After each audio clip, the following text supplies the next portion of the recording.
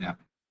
So the first 3 units that we're going to do are all talking about analyzing data, right?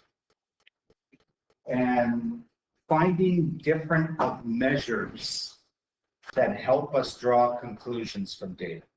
So just to start with, we're going to do a little bit of terminology that we're going to use throughout the course. Okay? And then we're going to just talk about how you can mislead with data. So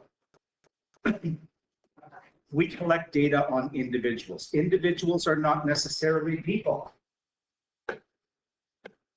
They could be people, animals, or objects. So maybe we're trying to find the average age for a certain type of elephant. Maybe we are trying to find the average width of an NBA basketball. Okay? In addition to, of course, people. And people, or sorry, individuals, I should say, have certain characteristics that we call variables, because they change depending on the person we're talking about, the animal or the object. Okay? And those are the things that we like to analyze. We like to measure and we like to analyze. And they're broken down into 2 types of data. And by the way, data just means information, not necessarily numbers, okay, that we'll see in a second. Quantitative data are data that are numeric. These are numbers. So if you think quantities, okay, they can be counted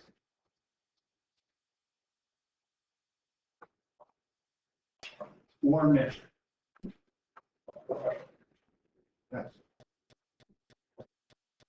So perhaps you might want to know the number of siblings a person has. So you would count. Perhaps you might want to know the weight of an individual. So you would measure. Okay? So examples could be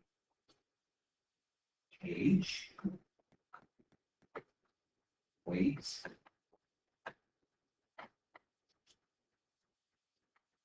income,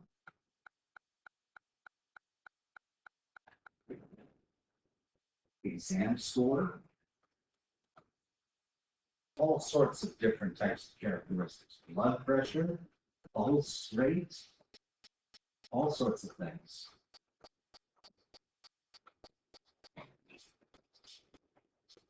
But those are in the form, those come in the form of numbers, of quantities. Okay? Whereas categorical data assigns labels to place each individual in a particular group called, well, since it's called categorical data, we call it a category. Usually it's not numbers, or we can't measure, or we can't count them. So just as an example, eye color.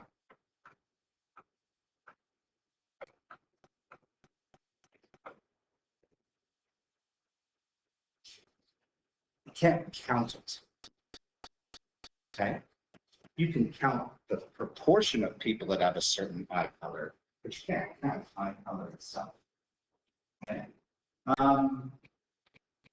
Ethnicity.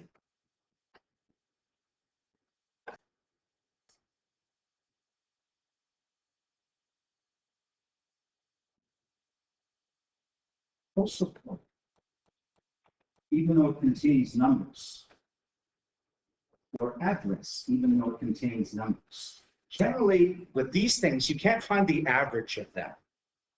Like you can't find the average eye color. You can't find the average postal code. It doesn't make sense. That's another way that I sort of think about it. So just as an example, just so you have an idea. Here we're given a table. We're asked to label each of the variables as quantitative or categorical. Okay. First of all, what's the individual, or who are the individuals, or what are the individuals?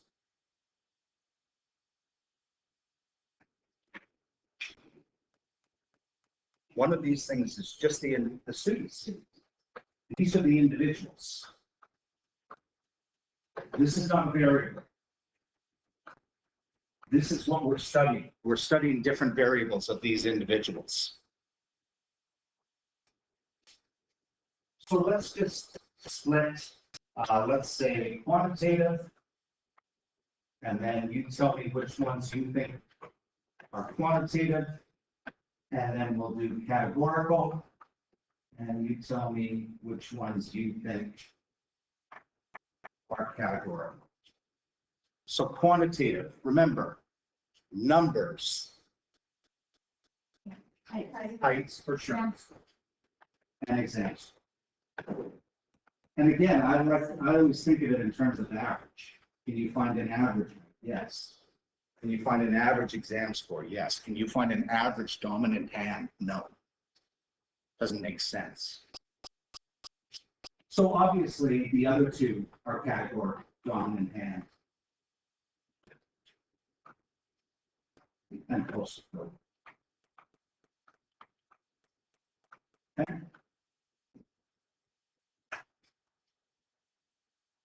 So we're going to spend some time looking at each quantitative data and categorical data.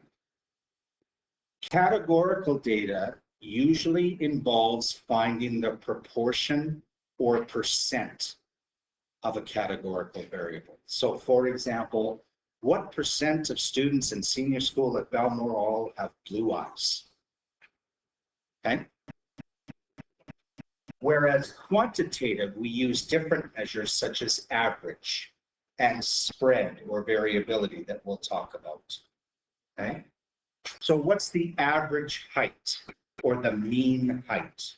We use mean instead of senior school students at Balmoral.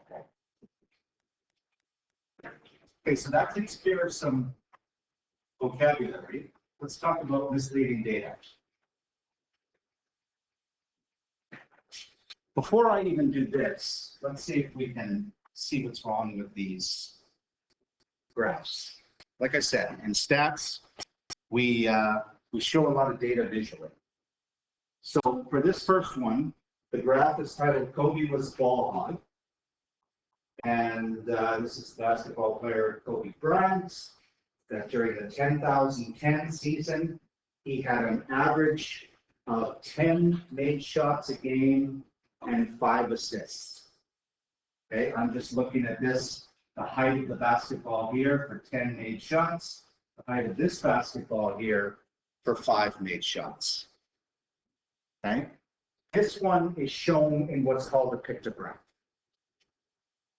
In other words, the measuring stick used is some picture. Okay? What's wrong with this?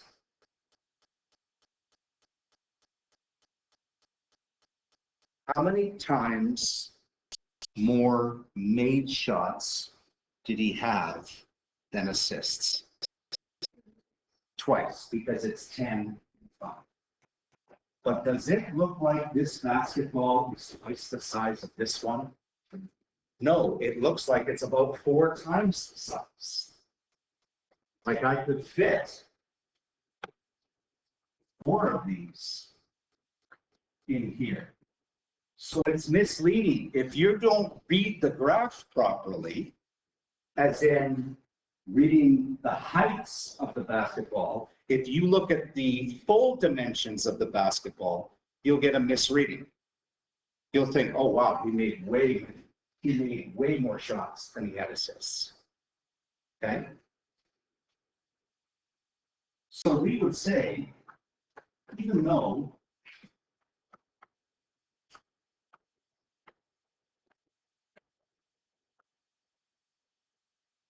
he had twice as many made shots,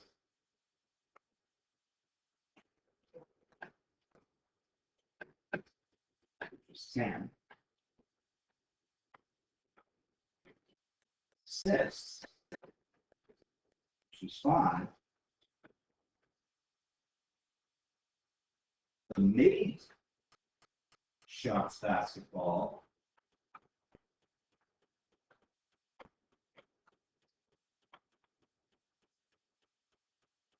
is 4 times the size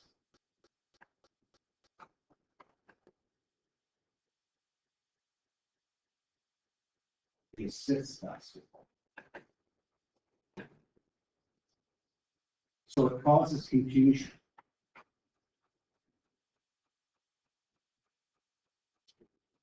Okay, so if you want to, if you want to try and sell something, like if you're comparing two things and you want to show that one is many times greater than the other, you may want to show it in a pictograph because you can deceptively make it look as if it's a lot more, where in reality, it's not as much.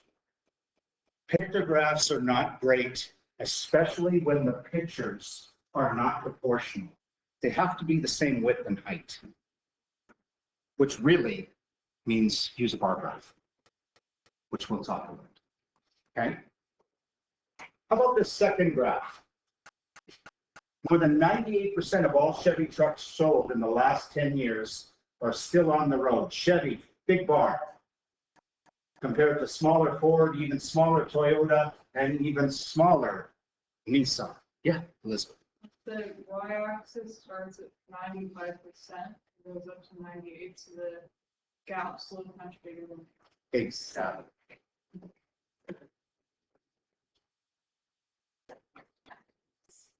Vertical of the y-axis does not start at 0.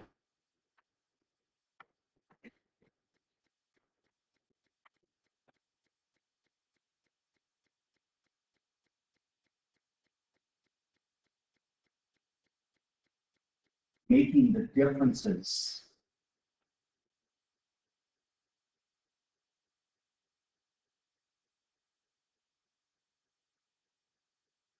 much larger than they are, or than they actually are. This is a common tactic.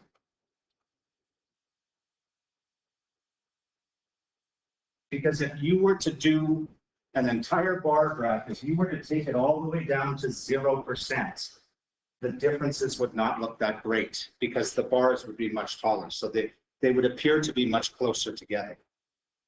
But if you hack away that, it makes it look like a bigger difference.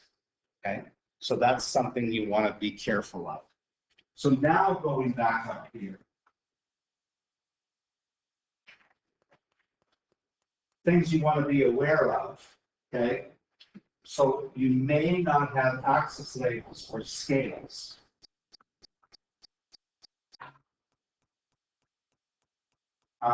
It may cut off, and we saw an example of this, cut off the X or Y axis or start at a weird place. And it may use pictures for bar graphs, therefore distorting the difference between individuals. Okay. Now that's really all I wanted to talk about today. Now, most of the lessons contain what's called a discussion section. And some of these I'm going to do, some of these I'm not going to do. The solutions or the suggested answers, or because sometimes there is no answer, you can argue both cases, okay?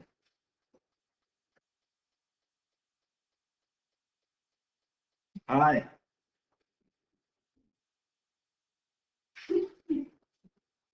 But let's just look at this, see if you can. The second one you'll probably be able to figure out because it's very similar to what we just did. Okay? But anyway, so we've got two graphs here. This is a Republican graph, or conservatives in the United States. Okay? This is a Democrat graph, or similar to liberal, although I think our liberals are more liberal than Democrats. Well, not all of them. Anyway, I'm not going to get into politics. So a Republican congressman showed this graph during a hearing, and then this graph was just sort of sent out saying, thanks, Joe Biden, for, and this is the price of regular gas, and we can see that it's going down. So that's hence why the thanks. What's wrong with this? Yeah. Is it the scale? Absolutely. It looks like the number of abortions, the increase is the same as the decrease in cancer screening, right? By the arrows. But it's not if you look at the numbers. It's not.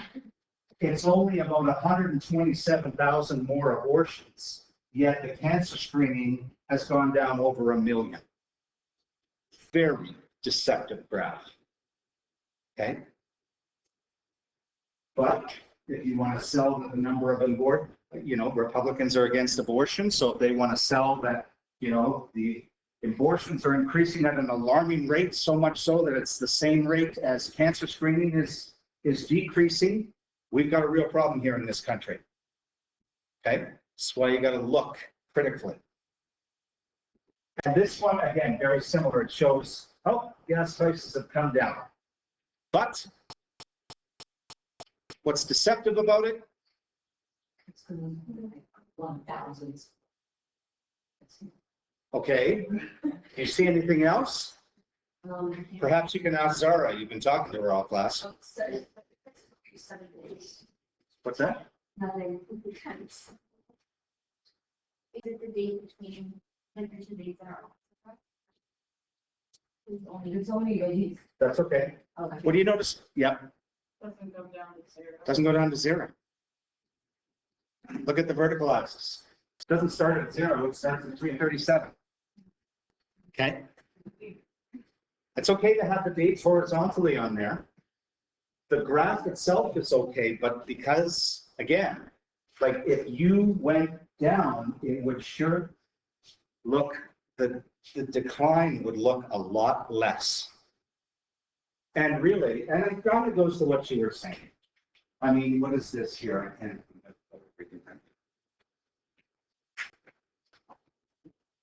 So it starts at 340 and goes to 338. So looks like there's this big decline of 2 cents, right? So again, deceptive. Okay.